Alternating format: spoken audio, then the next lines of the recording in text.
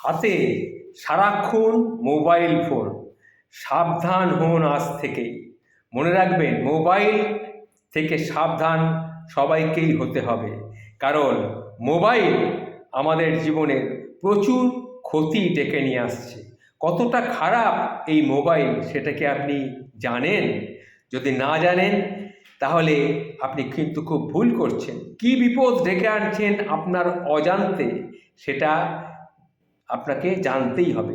তাই বলছি, দূরে সরিয়ে রাখুন মুঠো ফোনকে। কারণ কারণ হচ্ছে মোবাইল আপনার জীবনটাকে কিন্তু ধ্বংস করে দিতে পারে, এটা মাথায় রাখবেন। মোবাইল থেকে যে সমস্ত জিনিসগুলো বেরিয়ে আসে সেগুলো খুব মারাত্মক ধরনের ক্ষতিকারক জিনিস। প্রত্যেকটা আমরা সবসময় হাতে মোবাইল, পকেটে মোবাইল, কিংবা প্যান্টের পকেটে মোবাইল। মোবাইল আমাদের হাতের মধ্যে রয়েছে, যেখানেই থাকুক মোবাইল থেকে আজকে যদি আপনি সাবধান না হন তাহলে কিন্তু খুব বিপদে পড়বেন। মোবাইল থেকে যে রেডিয়েশনটা বেরিয়ে আসছে সেটা যে কত বড় ক্ষতি করে আপনি জানেন না। স্তন ক্যান্সার হওয়ার সম্ভাবনা বেড়ে যায় মোবাইল থেকেই, এটা জানবেন।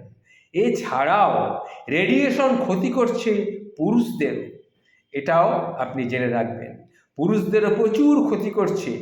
কমতে পারে পুরুষদের যৌন ক্ষমতা, আরও অনেক কিছু ক্ষতি হতে পারে মোবাইল থেকে। সেগুলো শুনলে আপনি অবাক হয়ে যাবেন।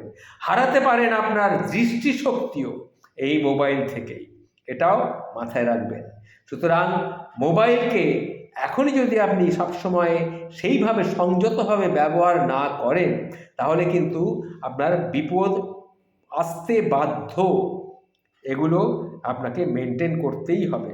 সুতরাং মোবাইল আমাদের স্মৃতিশক্তি কমিয়ে দেয়, আমাদের চোখের দৃষ্টি কমিয়ে দেয়, আমাদের হার্ট ব্লক করে দিতে পারে, মস্তিষ্কে রক্তক্ষরণ সম্ভাবনাও থেকে যায় মোবাইলের থেকে, এটাও মাথায় রাখবেন। মাথা থেকে মোবাইল মাথায় কিন্তু আপনার শরীরের মস্তিষ্কে রক্তক্ষরণের সম্ভাবনাকেও বাড়িয়ে দিয়ে থাকে। আর ত্বকের অ্যালার্জি বা ব্রণ সম্ভাবনা এগুলো হতে পারে। মুখে অনেক ব্রণ হয় মোবাইল বেশি ঘাঁটাঘাঁটি করলে, এটা তথ্যটাও আমি জেনেছি।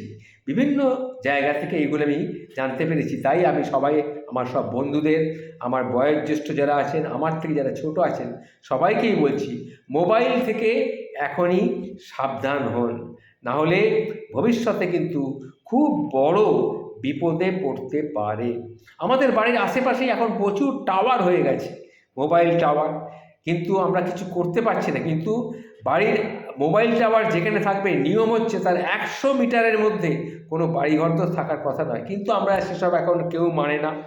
আমাদের বাড়ির পাশ দিয়েই, ছাদের ওপরে কিংবা বাড়ির পাশ দিয়েই মোবাইল টাওয়ার তৈরি হয়ে যাচ্ছে, এবং তার যে রেডিয়েশন, তার যে তীব্র একটা ক্ষমতা, সে ক্ষমতা আমাদেরকে একেবারে শেষ করে দিচ্ছে। তাই বলছি, রাশ টানুন মোবাইলের ব্যবহারে, এখন থেকেই সজাগ হন। এগুলো সবার উদ্দেশ্যেই কথাগুলো বললাম। নমস্কার, ভালো থাকবেন।